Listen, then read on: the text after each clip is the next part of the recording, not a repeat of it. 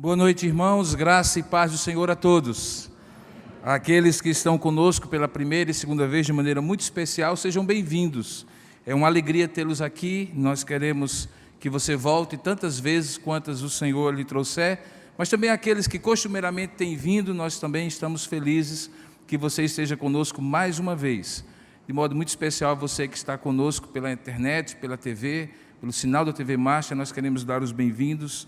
Esperamos em Deus que você esteja adorando conosco também nessa noite. Eu convido você a abrir a palavra de Deus e juntos meditarmos no texto que se encontra na segunda carta que Paulo escreveu aos Coríntios, capítulo 12. Segundo aos Coríntios, capítulo 12, a partir do verso 1.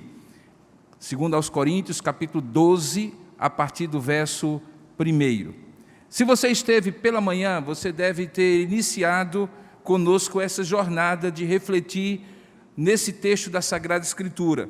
Nós hoje estamos fazendo esta mensagem que começou pela manhã e que eu vou recapitular um pouco para você que não esteve poder pegar o fio da meada. Paulo, nesse texto, descreve uma experiência que havia tido 14 anos antes de escrever aquilo que ele escreve aos Coríntios. 14 anos antes, Paulo diz que conheceu um homem, falando como se fosse uma terceira pessoa, mas na verdade era ele mesmo, uma forma de não expor-se pensando que talvez alguém poderia interpretar mal, achando que ele iria se gloriar da experiência que havia de contar. Ele havia conhecido este homem, que era ele mesmo, que tinha sido alçado por Deus para estar arrebatado até ao terceiro céu. Se você olhar direitinho, ele diz assim: se é necessário que me glorie, ainda que não convém, passarei às visões e revelações do Senhor. Pois eu conheço um homem em Cristo que há 14 anos foi arrebatado até ao terceiro céu. Se no corpo ou fora do corpo, não sei, Deus o sabe. O que eu sei é que tal homem, se no corpo ou fora do corpo, não sei, Deus o sabe, foi arrebatado ao paraíso e ouviu palavras inefáveis, às quais não é lícito ao homem referir. Paulo estava falando de uma experiência de êxtase espiritual, de arrebatamento espiritual, que poucos na Bíblia receberam o privilégio gracioso de Deus de ter. Você encontra, por exemplo, alguns apóstolos anteriores a Paulo, que já eram apóstolos da época de Jesus, Pedro, Tiago e João, que viram um momento de transfiguração em que Jesus se revelou para eles em toda a sua glória, está narrado no Evangelho. Você encontra também pessoas no Antigo Testamento que tiveram visões e revelações, onde puderam ver realidades espirituais que as remetia para o céu, para a presença de Deus. E Paulo conta essa história, 14 anos, que havia acontecido 14 anos antes, dizendo que aquela realidade, aquele relato glorioso, como eu falei pela manhã, que ele estava contando, o fazia refletir sobre qual seria a utilidade de, nesse momento, contar para os coríntios. A reflexão de Paulo decorre do fato de que essa segunda carta que ele escreve àquela igreja, na região da Acaia, na Grécia, em Corinto, tinha um propósito. Era o propósito de defender a sua autoridade apostólica. Paulo tinha sido criticado, questionado, se realmente era apóstolo, se realmente era um apóstolo íntegro, um homem dedicado a Deus, e ele escreve essa segunda carta justamente para fazer uma defesa, não de si mesmo, mas da autoridade, do chamado, da vocação, do ministério que ele tinha. Razão porque ele começa esse texto com esse relato glorioso, contando uma experiência que, veja bem, até com uma certa dose de constrangimento, ele passa 14 anos para poder revelar. Ele havia tido 14 anos antes, mas só agora ele conta, e mesmo assim, vamos dizer assim, pisando em ovos. Ele disse que não queria contar essa experiência para se gloriar. Logo depois do que nós lemos, ele diz assim: de tal coisa me gloriarei, não porém de mim mesmo. Verso 5, salvo nas minhas fraquezas. Pois se eu vier a gloriar-me, não serei tolo, não serei nécio, porque direi a verdade, mas eu abstenho-me para que ninguém se preocupe ou ninguém me veja mais do que em mim se vê ou de mim se ouve, ou seja, para que ninguém me tenha como um gigante na fé, um herói ou um gênio da fé cristã. Paulo, então, escreve essas cartas, esse trecho, para preparar aquilo que ele quer contar logo depois. E é curioso, porque o que ele vai contar logo depois, e que eu vou ler para vocês a partir do verso 7 até o verso 10, é praticamente o oposto do que ele havia conhecido e dado a conhecer agora, até então. Ele estava contando de um relato glorioso, de uma revelação, de uma visão, de um êxtase espiritual, e nesse momento ele passa a contar um outro relato de sua fragilidade, de suas fraquezas, de uma experiência que já estava acompanhando há algum tempo e que meio que esbofeteava, esmurrava Paulo, demonstrando a sua fragilidade. Aqui encontramos, portanto, um homem que, se por um lado conta uma experiência no céu, tem os pés muito bem postos na terra. Ele não é deslumbrado com aquilo que recebeu 14 anos ao ver a glória de Deus, mas ele se prepara e entende que aquilo que ele recebeu foi um preparo de Deus para que ele percebesse que tinha sido graça de Deus de ter lhe dado aquelas visões e revelações. Ele não merecia, não era por mérito próprio. E isso era fundamental na maneira de Paulo pensar, que ele escreve aqui, porque nesse instante mais atual em que ele iria contar e revelar as suas fraquezas e limitações, ele queria enfatizar aos coríntios que também era graça. E então nós temos um homem que conta que ao ir para o céu é graça, e ao enfrentar um espinho na carne e na terra também é graça. Hoje pela manhã falamos sobre esse relato glorioso, mostrando que Paulo, apesar de com um certo constrangimento, como eu mencionei, conta aquela experiência gloriosa para os coríntios, para demonstrar que existe uma graça de Deus que nos ajuda a superar limites. E que essa graça, e essa foi a tônica de hoje pela manhã, ela começa pelo reconhecimento dos privilégios que Deus já nos deu na vida. Paulo conta as glórias do passado, não para se gloriar, mas para demonstrar que as glórias do passado são graça de Deus, tanto quanto as provações do presente. Talvez você se identifique com isso, não é? Porque todos nós temos histórias antigas, muito antigas, de 14 anos, ou talvez menos, ou talvez mais, e que nós vimos a glória de Deus. Talvez nós não fomos para o céu, não tivemos um êxtase, um arrebatamento, mas sentimos Deus falando conosco. Vimos a condução de Deus gloriosamente na nossa vida. Sentimos o toque sobrenatural de Deus. Vimos e contemplamos milagres de Deus, operações extraordinárias da graça de Deus. E talvez hoje, diante de lutas que você está passando, assim como Paulo estava para contar as lutas que ele passava, você deve estar pensando assim: estou em declínio. Por que eu não estou naquele momento de apogeu e de glória como já estive? Paulo não estava. Ele refere-se àqueles 14 anos antes para demonstrar que agora, na luta e dificuldade, o mesmo Deus gracioso de antes é o mesmo Deus gracioso de hoje. E ele demonstra isso nos ensinando a lidar com os nossos limites. Esta é a tônica da mensagem de hoje. Eu espero que no próximo domingo você não se acostume e venha só à noite para ouvir o sermão da manhã e da noite ao mesmo tempo, porque não vai ser assim sempre, mas basicamente foi isso que eu ministrei hoje pela manhã. Vamos ler então? 2 Coríntios capítulo 12, do verso 7 ao verso 10. Estamos deixando para trás o relato glorioso e agora estamos indo para o compartilhar de uma experiência de limites que o apóstolo Paulo agora dividia conosco. Veja o que é que diz a palavra de Deus. E para que não me ensoberbecesse com a grandeza das revelações, foi-me posto um espinho na carne, mensageiro de Satanás, para me esbofetear, a fim de que eu não me exalte. Por causa disso, 3 vezes pedi ao Senhor que o afastasse de mim. Então ele, o Senhor, me disse: a minha graça te basta, porque o poder se aperfeiçoa na fraqueza. De boa vontade, pois, mais me gloriarei nas fraquezas, para que sobre mim repouse o poder de Cristo.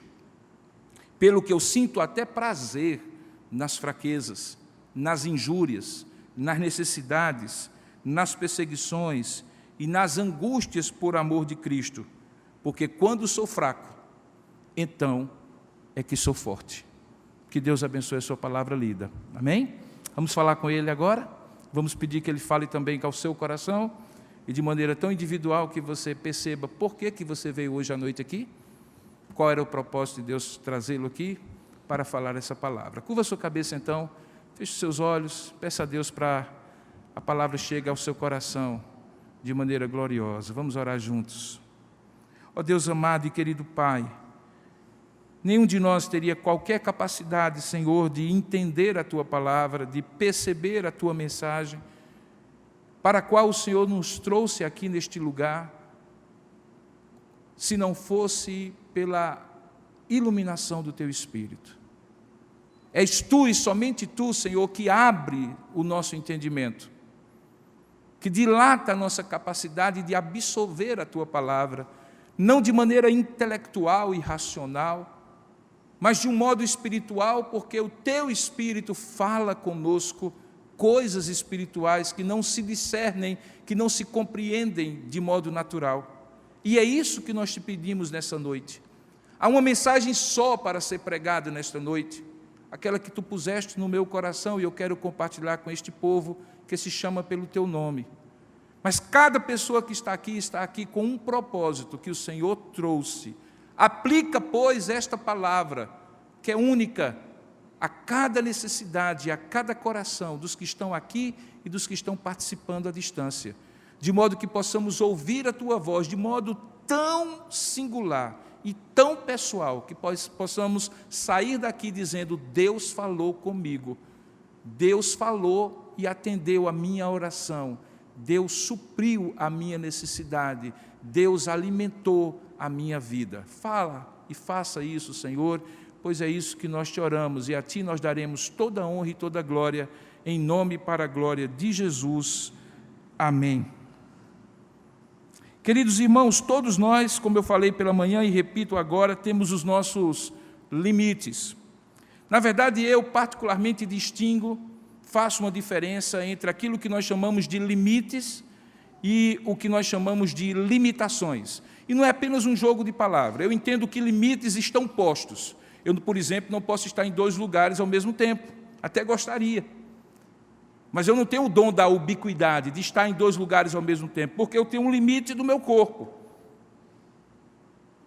Eu também preciso comer, dormir, descansar, beber, para que o meu físico esteja bem. Se eu não comer, eu desfaleço. Se eu não beber, eu fico desidratado. Se me tirarem o ar para respirar, eu morro. Assim é comigo, é com você. São limites, sejam físicos ou emocionais, que estão postos para nós. O fato de nós termos nascido neste país, nesta época, termos tido a nossa história, que nós não controlamos em controle completo e absoluto, de termos determinadas situações da nossa vida que foram provocadas por outros, de termos o pai, a mãe, a família, a origem que nós temos, são limites. Brigar contra eles é inútil, porque eles estão postos. No entanto, há limitações que eu creio que são as maneiras como a gente entende que deve lidar com a vida. Nós podemos nos autolimitar. E aí, esses limites que parecem intransponíveis, realmente se tornam intransponíveis. Além de outros que eu internalizo e que me submeto a eles, me reduzo debaixo deles, e aí eles se tornam limites reais. Mas não eram, eu poderia superá-los, eu poderia vencê-los, eu poderia ressignificá-los, eu poderia passar por eles.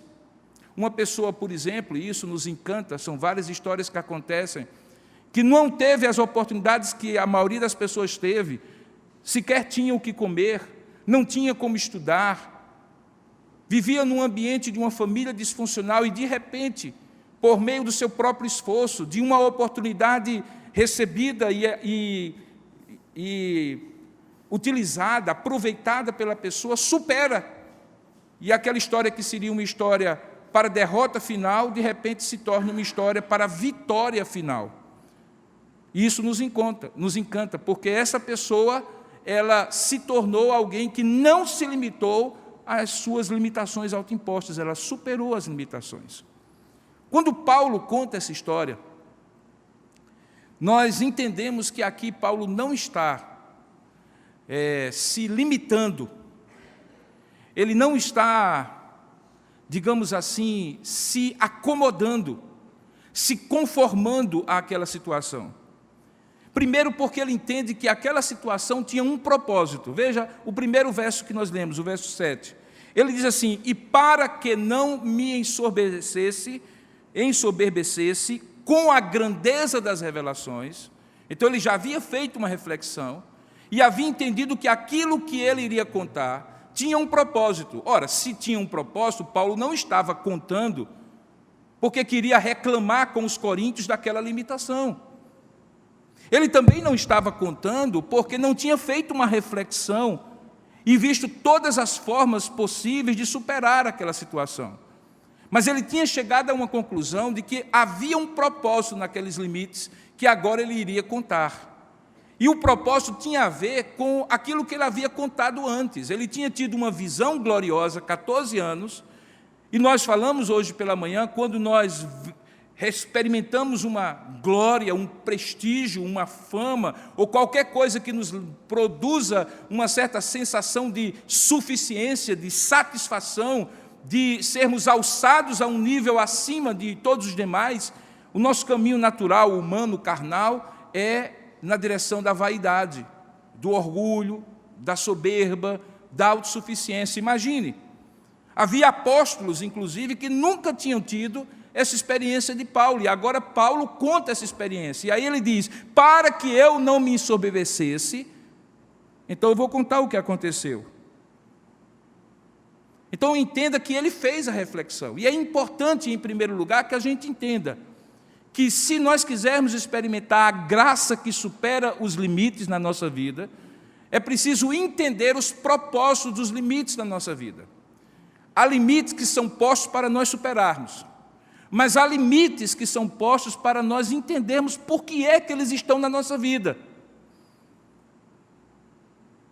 Como eu falei para as crianças antes de pregar pela manhã, algumas vezes certos problemas e lutas e dificuldades que enfrentamos, Deus, na sua imensa e superior e infinita sabedoria, sabe que são as âncoras, as raízes que nos seguram para que nós não voemos em direções que não agradem a Deus. Deus nos limita em muitas vezes, e é isso que Paulo compreende. Então a graça que supera o limite precisa, antes de tudo, ser compreendida. Precisa ser objeto de uma reflexão da sua parte, para que você entenda se esse limite não tem por trás dele um propósito de Deus. Que é esse limite que faz com que você tenha os pés no chão. Como os mais antigos dizem, Deus não dá asa à cobra. Porque sabe que, sendo cobra sagaz como é, imagine se tivesse asa. Algumas vezes Deus não lhe dá asas. Paulo era um homem extremamente bem formado. Ele tinha sentado aos pés do principal mestre da religião judaica, Gamaliel. Um homem que falava grego, falava hebraico, falava latim, tinha dupla cidadania, era judeu e era romano. Um homem que conhecia muito da filosofia. Nos sermões dele, ele cita autores gregos da filosofia grega. Ele mesmo, fazendo uma avaliação, diz assim: na minha religião eu superava muitos, desde cedo. Deus sabia que precisava quebrar aquele homem para poder usá-lo. Na verdade, alguém já disse que Deus nunca usa alguém sem antes quebrá-lo. Porque Deus não edifica sobre estruturas e fundamentos que sejam humanos. Deus não precisa dos meus alicerces. Algumas vezes Deus arranca meus alicerces para colocar os alicerces dele na minha vida. Porque os meus alicerces estão pautados na minha competência, na minha suficiência, na minha capacidade, na minha inteligência, no meu eu. E Deus então destrói meu eu, para que possa realçar aquilo que é dele e não meu. Perceba, portanto, que Paulo tinha feito essa reflexão. E aí, 14 anos, eu não sei se demorou 14 anos para fazer essa reflexão, talvez não. Tem gente que a ficha cai mais rápido, tem gente que passa a vida toda apanhando para aprender somente no último momento da vida dele, mas Paulo, pelo menos 14 anos, já tinha aprendido depois que o fato dele contar o que ele iria contar, a luta que ele iria contar, devia-se ao fato de que era para que ele não se ensoberbecesse com a grandeza das revelações. E qual era o problema? Era que havia sido posto, veja aí o verso 7, foi-me posto um espinho na carne. Muitos comentaristas conjecturam sobre que espinho na carne seria esse. Alguns acham que era uma forma metafórica de Paulo descrever a perseguição que sempre estava em cima dele por parte dos judaizantes, um grupo que onde Paulo estava seguia-o para desfazer aquilo que Paulo havia pregado. Paulo pregava o evangelho da graça, os judaizantes diziam, não é bem assim não, primeiro tem que se tornar judeu para depois se tornar cristão, tem que circuncidar-se e assim por diante. Outros entendem que esse espinho na carne era uma limitação física. Paulo teria um problema de vista, não se sabe exatamente qual, que o impedia, à medida que a idade ia passando, até mesmo de escrever as suas cartas. Pelo menos uma das cartas de Paulo não é escrita literalmente com a sua mão, ele se utiliza de alguém, um amanuense, alguém que ele dita e essa pessoa escreve, porque talvez ele não tinha mais capacidade, acuidade visual para escrever. Alguns entendem que talvez Paulo aqui lutava contra determinados pecados que sucessivamente o instigavam para longe de Deus. E o espinho na carne era uma forma de mostrar para Paulo que ele tinha um calcanhar de Aquiles, que ele era forte em algumas áreas, mas em uma ou duas ou três, sei lá quantas, determinadas áreas, ele era frágil, assim como eu e como você. Não há uma conclusão sobre isso, mas Paulo entende que foi posto sobre ele esse espinho na carne. Alguns entendem que pelo fato dele usar a expressão na carne seria algo físico, mas não. A ideia aqui é que, como o espírito de Paulo era um espírito amadurecido, porque Deus obviamente havia tratado com ele, era um homem de Deus, como ele já colocou aos Coríntios, no seu homem interior ele tinha prazer nas coisas de Deus. Carne aqui não é físico, não é corpo, mas aquelas coisas que humanamente falando, nos pensamentos, nas atitudes, nas vontades, nas emoções, mostram que ainda somos pecadores. Portanto, o espinho na carne era alguma coisa que instigava Paulo, se fosse um problema físico, quem sabe a reclamar, a ser murmurante e assim por diante, se fosse algo que o tentava pecar, a levá-lo a pecar e assim por diante. O fato é que Paulo entendia que isso estava posto sobre ele. E aqui há uma coisa interessante, preste atenção, ele diz que ao mesmo tempo que foi posto, razão porque depois ele ora a quem ele identifica que pôs o espinho na carne dele, ou a pelo menos àquela pessoa que teria o poder de fazer essa remoção, ele chama, no entanto, esse espinho na carne de mensageiro de Satanás. Olha o que ele diz. Ele diz assim, foi-me posto um espinho na carne, mensageiro de Satanás. Não entenda que era um demônio. A palavra mensageiro aqui é enviado. Algo que Paulo identificava que tinha vindo de Satanás. No entanto, não é com Satanás que Paulo lida para tratar desse problema.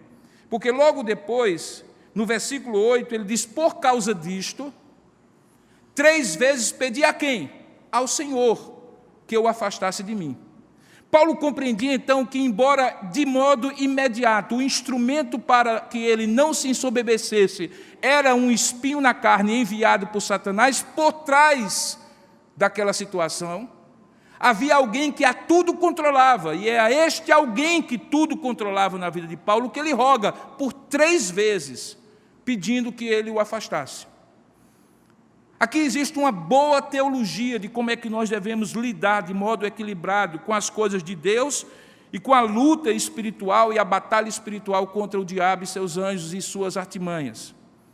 É preciso reconhecer, sim, que o diabo pode tentar, que o diabo pode oprimir, que o diabo pode tentar nos fazer cair em tentação, em pecados, que o diabo pode, sim, fazer armadilhas na nossa vida, provocar situações, se utilizar de situações para nos tirar a paz e a comunhão com Deus.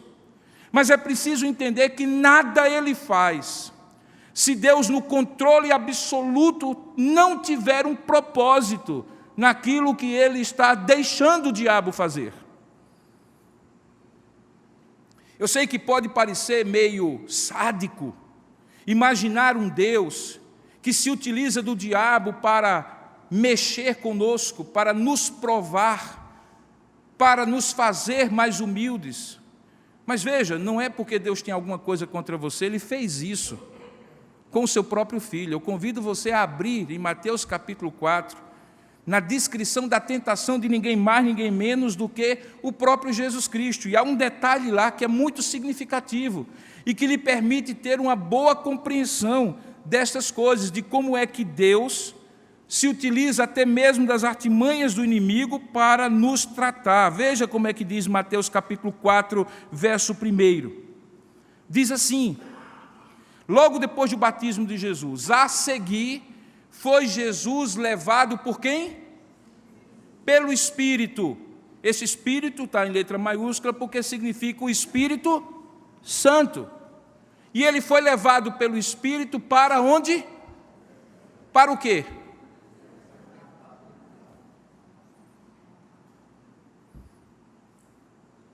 Então não se trata de Deus estar sendo sádico com Paulo, nem sádico com você, quando se utiliza das artimanhas do inimigo para tratar com seu caráter, impedindo que você se torne soberbo. Ele fez isso com Jesus. Por que Deus se utiliza desses meios? Algumas vezes nós compreendemos, outras não. Mas Paulo havia compreendido. E ele compreendeu que era para que ele não se ensoberbecesse. Era necessário que ele fosse tentado, que aquilo pudesse estar instigando continuamente.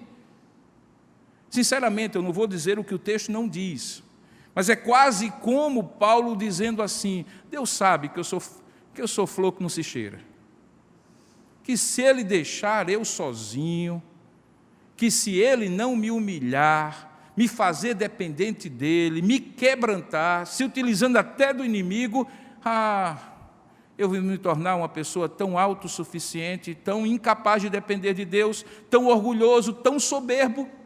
Paulo tinha uma consciência daquilo que ele era e que ele podia fazer, mas ao mesmo tempo ele tinha consciência do risco dessas coisas, de como é possível que uma glória de Deus se torne minha glória, e que ele havia inclusive falado antes, ao ponto de ele dizer: eu não quero me gloriar nessas coisas que eu vi, nas revelações e visões 14 anos atrás. Eu quero me gloriar nas fraquezas, que hoje eu estou contando para vocês. E essas fraquezas têm a ver com um espinho na carne, que o inimigo colocou sobre mim, e que eu creio que não está alheio, isento, incólume da ação de Deus por intermédio dessa instrumentalidade. E Deus está agindo.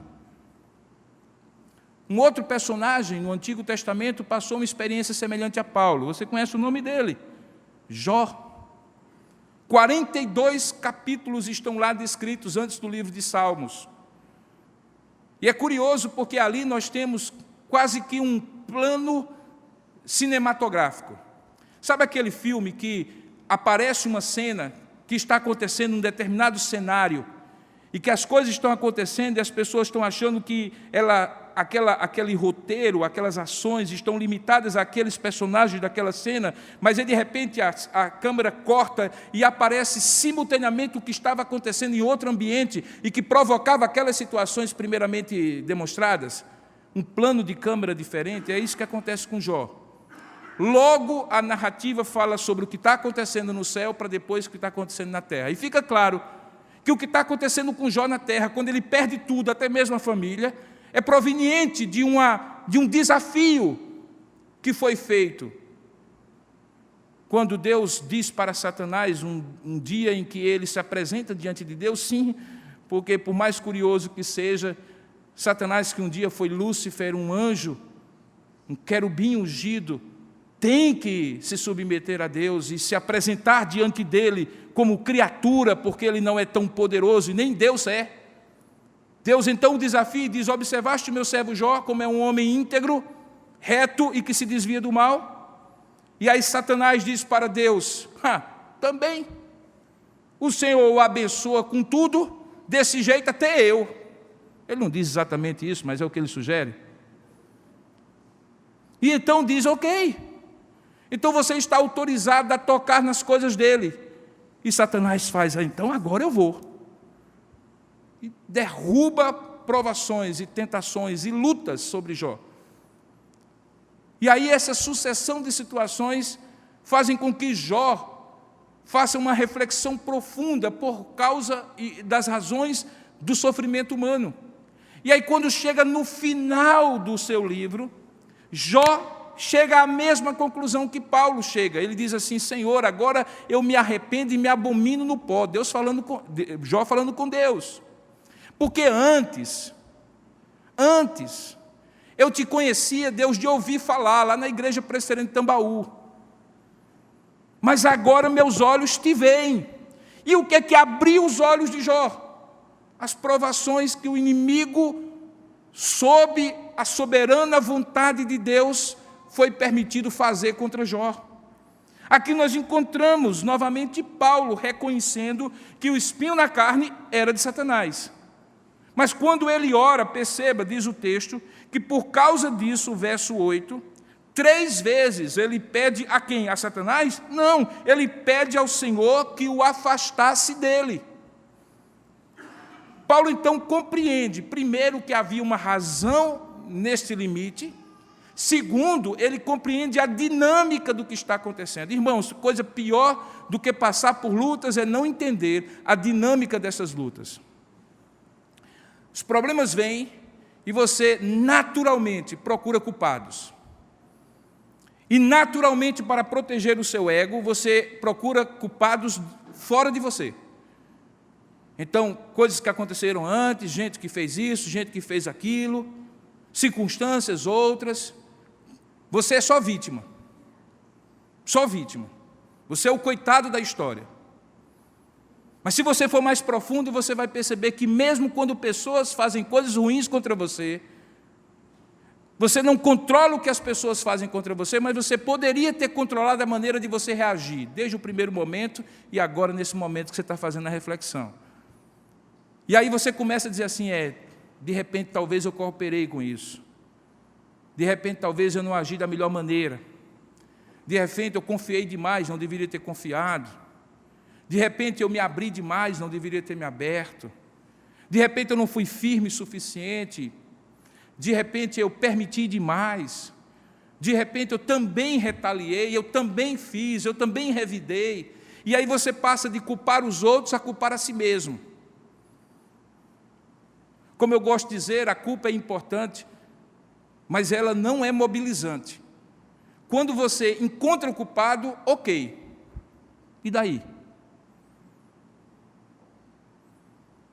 Saber quem é o culpado é importante. Mas a culpa não substitui a responsabilidade. Portanto, procure o responsável, não quem é culpado. O responsável mobiliza. Se você tiver alguma coisa para ser feita, se você se sente responsável pela situação, você faz. É quando você não aceita limitações autoimpostas. E aí você supera o limite.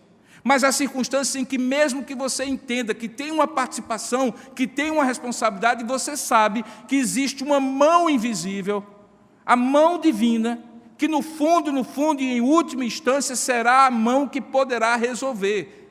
Ele não é responsável pela situação em que você está, mas ele pode ser o responsável para lhe tirar da situação. E é isso que Paulo imagina, ele sai dos outros para si, de si para Deus. E aí ele ora. E aqui vem uma segunda grande lição. Não há superação de limites sem uma intervenção sobrenatural por meio da oração. É curioso isso, sabe, irmãos? Porque, como pastor, em 31 anos eu observo a reação das pessoas. Há gente que, quando começa a apanhar da vida, corre para os pés de Deus. Eu não acho isso ruim. Pelo contrário, eu acho que é isso que tem que acontecer mesmo. Lembra quando éramos pequenos, que apanhávamos na rua? Para onde é que nós corríamos? Para o rabo da saia da mãe ou para pegar na mão do pai? Corríamos para casa. Você está na casa de Deus, Deus é seu pai.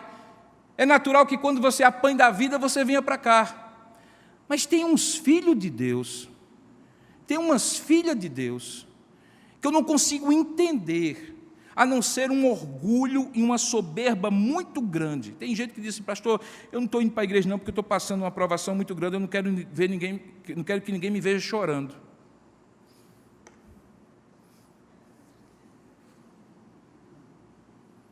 Você achava que igreja é parque de diversão onde todo mundo sorria? Era isso que você achava? Ah, que coisa boa, encontrei uma igreja, porque lá todo mundo é feliz. Só conta bênção, todo mundo rico, cheiroso, bonito. Não, querido. Correr para os pés de Deus significa um reconhecimento de sua carência, de sua dependência. E Paulo corre para os pés de Deus. Por isso que algumas vezes você tem que apanhar, até que você quebra o seu orgulho e diga assim, Senhor, eu estou rendido aos teus pés, corro para os teus pés, pouco importa o que os outros vão achar de mim, enquanto você estiver tão preocupado com a maneira como as pessoas vão ver você, fique sabendo, o espinho na carne está ali juntinho de você para quebrar o seu orgulho. Mas quando você se abre e diz assim, pouco importa, eu tenho que reconhecer que meu casamento está um fracasso, que eu quebrei na emenda dos meus negócios, que eu estou passando uma luta, que eu estou precisando de oração. Quando você chega a isso, como Paulo chegou, Paulo, irmãos, o apóstolo Paulo, não é um Robson, Zé Miguel nenhum, não, é Paulo. Coloca aqui para ficar para a posteridade, eu orei 3 vezes, pedindo ao Senhor que o afastasse de mim. Esse era um homem quebrantado, que buscava a Deus. A sua ciência, a sua filosofia, a sua oratória, a sua retórica não se via naquele momento. O que se via era ele buscar a Deus, e ele o fez. Mas aí aprenda a terceira lição. Nem sempre Deus retira o espinho na carne que você pede para ele. Pô, pastor, estava tão bom, eu estava começando a me animar a ser um crente mais, que busca mais. O senhor estava começando a me estimular a confiar mais, e agora o senhor disse que não vou tirar na Mega Sena, não. Nem sempre. Paulo procura Deus, Deus ouve a oração, e aí no versículo 9, ele conta o que Deus disse para ele. Olha só, que testemunho. Não é um testemunho que dá para ir para a televisão, daqueles que os pastores aí, alguns entrevistam as pessoas. Esse não dá. Imagine só um pastor entrevistando Paulo. Paulo, e aí, como é que foi? Eu passei uma luta muito grande, pastor. Eu tinha um espinho na carne, orei uma vez, e ele disse, e aí, irmão? Orei 2 vezes, e aí, irmão? Orei 3 vezes, e aí, irmão? Aí Deus disse, não vai ter jeito não. Vai continuar assim. Eu garanto que nenhum pastor colocaria um sujeito desse para dar um testemunho numa televisão, como aparece nesses programas aí de madrugada.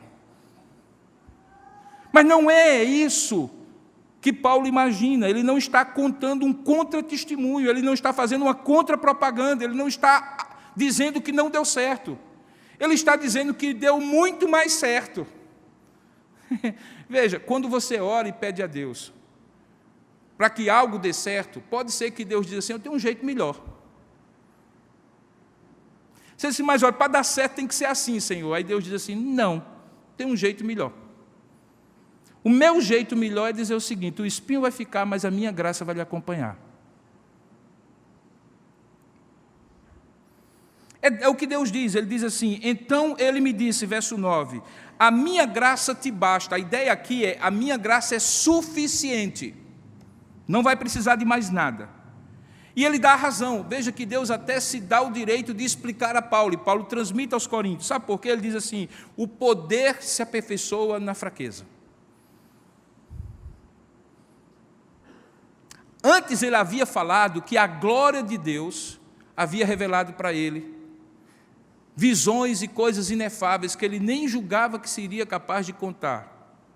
Mas ele diz assim, eu agora entendo que aquilo que Deus me revelou não era para que eu me gloriasse, embora me alegrasse muito, eu me exultava com aquilo, eu exultava com aquilo, eu me alegrava com aquilo. Agora ele está dizendo que tem algo que não tem a ver com a glória do céu, mas com as lutas na terra, que também pode fazer dele alguém que exulta na glória de Deus. E a glória de Deus muitas vezes está no espinho da carne que Ele deixa conosco para que a sua graça se aperfeiçoe na nossa fraqueza, para que o seu poder se aperfeiçoe na nossa fraqueza.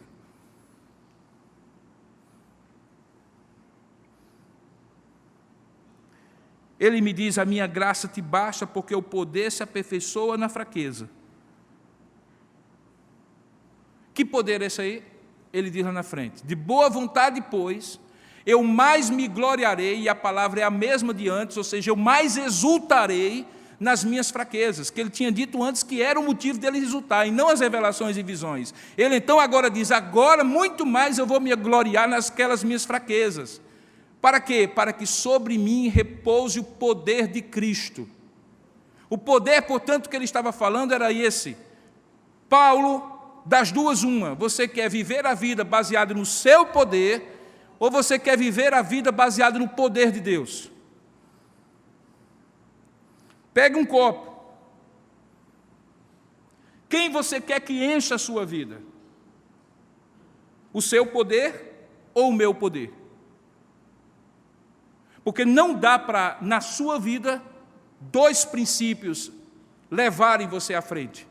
Ou você vai na sua força e no seu poder e até o seu limite, ou você reconhece que não é suficiente e pede que o meu poder encha a sua fraqueza e lhe leve para além dos seus limites.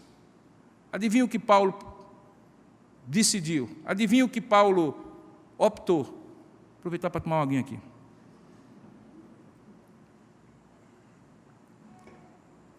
Ele optou dizendo assim, então de boa vontade, voluntariamente, graciosamente, agradecendo a ti, eu mais me gloriarei nas fraquezas para que sobre mim repouse o poder de Cristo. E aí Paulo vai mais além. Ele diz, por isso é que eu sinto prazer nas fraquezas. Paulo não estava se pabulando, irmãos, nem fingindo. Ele dizia assim, olha, eu consegui ver que há um lugar onde eu posso me alegrar, ter prazer nas minhas fraquezas, nas injúrias, nas necessidades, nas perseguições e nas angústias, desde que elas sejam provenientes do meu amor por Cristo e do amor de Cristo por mim. Não é que eu faço minhas coisas erradas, e aí sofro as consequências e essas minhas coisas erradas me dão prazer, não. O que Paulo está dizendo era que vivendo com Deus e mesmo assim, experimentando seus limites, suas fraquezas, experimentando suas angústias, as injúrias que as pessoas faziam contra ele, as necessidades que ele passava, as perseguições que ele enfrentava, mesmo assim, ele tinha prazer, porque entendia que tudo isso revelava o poder de Deus na vida dele, mais do que o poder dele para viver. Em outras palavras, eu estou dizendo para você, meu irmão, aquilo que Paulo conclui quando termina essa parte do texto. Ele diz, porque quando eu sou fraco, então é que eu sou forte. Você quer ser forte por si mesmo ou quer ser fraco para Deus lhe fortalecer? Eis a opção. Tem opção? Não, na verdade não tem. Paulo pediu, Deus não deu a opção para ele. Paulo pediu, porque todo filho é pidão. Ele pediu porque a dor do imediato era muito forte. Mas Deus sabia que tinha um propósito em tudo o que ele estava fazendo com Paulo. A maneira de você superar seus limites é entender a razão deles, se largar aos pés de Deus, numa dependência completa dele, suplicando para que ele até mesmo lhe ensine a viver esses limites, e terceiro, entendendo que o poder de Deus se aperfeiçoa na sua vida justamente porque os seus limites lhe enfraquecem o ego, lhe enfraquecem a autossuficiência, lhe enfraquecem a soberba e o orgulho que é natural do ser humano.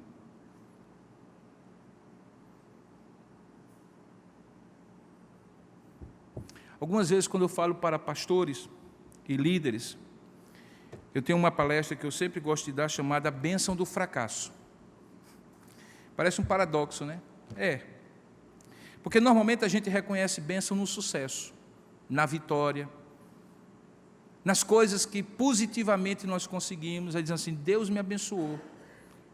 Tanto é que quando nós fazemos o momento final do culto e dizemos assim, vamos oferecer esse culto em ações de graças, normalmente a gente cita coisas pelas quais a gente quer agradecer a Deus, mais um ano de vida, mais um ano de vida conjugal, bênçãos no trabalho, melhora financeira, saúde, cura e assim por diante. A gente nunca imagina que existe uma bênção no fracasso. Porque o fracasso, irmãos, é como um fio terra, que aterra os pés da gente à realidade dura da vida. Para que a gente não saia voando, achando que é o top da galáxia, o sujeito que vai vencer tudo, que tem um toque de Midas, que pode simplesmente querer e realizar. Na verdade, o sucesso, o poder, a fama, a vitória são inebriantes. Elas tiram da gente a consciência das nossas fragilidades e limites. E aí a gente acha que pode sempre mais. Até que chega um momento que Deus diz assim, aqui está o seu limite, e daqui você não passa, para o seu bem. E quando você reconhece esses limites, e aprende a lidar com seus limites, Deus lhe conduz pelo mesmo caminho do apóstolo Paulo. E aí você aprende a bênção do fracasso. E qual é a bênção do fracasso? É que o poder de Deus se aperfeiçoa na sua fraqueza.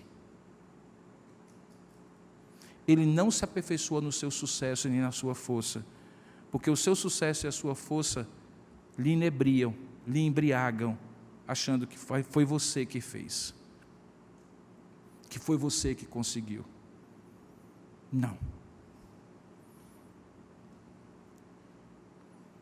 Eu comecei dizendo que todos nós temos limites, e disse que algumas vezes nós nos impomos certas limitações, mas eu preciso completar o terceiro aspecto disso aí, é que em alguns momentos Deus coloca limites para nós, e Ele coloca esses limites para que o poder dEle se aperfeiçoe na nossa fraqueza. Eu gostaria de orar com você, nesse momento. Sinceramente, eu imagino que talvez alguns de vocês imaginam, não vou querer adivinhar, não quero manipular ninguém, mas eu imagino que você está aí, talvez no momento da sua vida, dentro de você, se digladiando para vencer, para superar, para passar, talvez um pouco de revolta, porque Deus não facilita as coisas, e aquele sujeito, aquela pessoa, aquela circunstância, ou aquele fato do passado, atrapalha mais ainda, e você está ali. Eu quero lhe convidar a você pegar essas coisas dentro de você, essas lutas de dentro de você, sejam elas quais forem, e você dizer assim, Deus, eu vou pedir que o Senhor tire, mas se o Senhor não tirar, que o Senhor me dê graça, para que o teu poder se aperfeiçoe na minha fraqueza. Você teria coragem nessa noite de fazer essa oração? Senhor, como Paulo, eu vou pedir que o Senhor resolva. Mas se o Senhor disser para mim, a minha graça te basta, eu vou entender como Paulo, que eu vou ter que viver e conviver com isso, mas tu estarás comigo, com a tua graça, como um óleo santo, fazendo com que as engrenagens da minha vida não superaqueçam, não se rompam, não se desgastem, mas consiga fazer todo o tracionamento para que a minha vida vá para frente, mesmo precisando dessa engrenagem ser lubrificada pela tua graça todo momento da minha vida, mesmo precisando que eu esteja na tua presença, quebrantado 24 horas por dia, pianinho na tua presença, dependendo de ti até para o pão sobre a minha mesa. Você tem coragem de fazer essa oração? Você tem coragem de dizer isso em relação ao seu casamento, em relação a problemas de saúde, problemas profissionais, a coisas que você tem lutado, pedido 1, 2, 3 vezes para que Deus resolva? Você tem coragem de dizer hoje, Senhor, está na tua mão, eu vou fazer como Paulo, eu vou entregar e vou confiar e vou louvar o teu nome, e vou exultar em ti, tanto quanto se eu estivesse no terceiro céu, como Paulo esteve, vendo a glória de Deus, visões e revelações, mas eu estou aqui no vale de dor, de lágrimas e de lutas, mesmo assim, eu vou confiar em ti, e dizer, Senhor, se tu me disseres, a tua graça me basta, eu crerei, e confiarei, e me entregarei a ti. Você tem coragem de fazer essa oração? Curva a sua cabeça por um instante. Essa oração só faz sentido se você crer. Se Deus mover o seu coração para crer nessa hora. Não faça só por fazer. Mas se você fizer, confie que você vai ouvir de Deus aquilo que é o melhor para você. Eu gostaria de fazer um convite, você de cabeça curvada, olhos fechados, que se você deseja fazer essa oração, você se levante onde você estiver e ore comigo.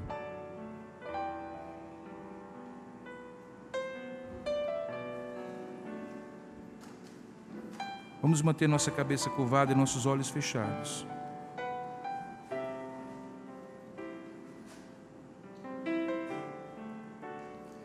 Senhor, nós nos entregamos a Ti agora, reconhecendo, Senhor, que talvez estejamos numa situação próxima, parecida, semelhante àquela que Paulo, teu servo, descreveu aqui. Talvez não em relação ao ministério, à atuação ministerial, não porque estamos sendo questionados, como Paulo estava por aquela igreja, e por isso precisava contar aquela experiência, mas porque talvez, Senhor, chegamos de uma outra forma a um ponto de dizer, Senhor, eu tenho te pedido, eu tenho te suplicado, tenho te pedido para resolver, para retirar, para aliviar esse espinho que eu sinto que na minha carne me instiga e faz com que muitas vezes eu me sinta derrotado, desanimado, inquieto, até mesmo diante de Ti. Eu quero entender, ó Pai, a razão, mas antes de entender, eu quero dizer, Senhor, que a Tua graça me basta. A Tua graça me basta, Senhor. Porque eu creio que assim como na vida de Paulo, na minha vida, o Teu poder se aperfeiçoa na minha fraqueza. De modo que se eu tiver que ser mantido fraco, para que o Teu poder se revele e se manifeste na minha vida, eis-me aqui, Senhor. Ó Deus, talvez nós não saibamos as implicações disso, mas nós confiamos em Ti. Como filhos e filhas Tuas, amados Teus que somos, de que o Senhor tem sempre o melhor, que o Senhor faz o melhor, que a Tua graça nos basta, o Teu poder realmente se aperfeiçoa na nossa fraqueza, e que respostas Tuas são sempre as melhores respostas às nossas orações. Que mesmo que reconheçamos responsabilidades e culpas nossas e de outros, nós sabemos que nada nos separará do Teu amor que está em Cristo Jesus. E que todas as coisas, absolutamente todas as coisas, cooperam para o bem daqueles que amam a Deus e que são chamados segundo o Teu propósito. Nós nos incluímos dentre eles pela fé, porque confiamos nos méritos de Jesus. Ele é o nosso Redentor. E é por isso que, em nome dEle, nós fazemos a oração que o Teu servo fez. Dá-nos graça que se aperfeiçoe na nossa fraqueza. Dá-nos poder na nossa fraqueza. Dá-nos compreensão. Dá-nos sabedoria.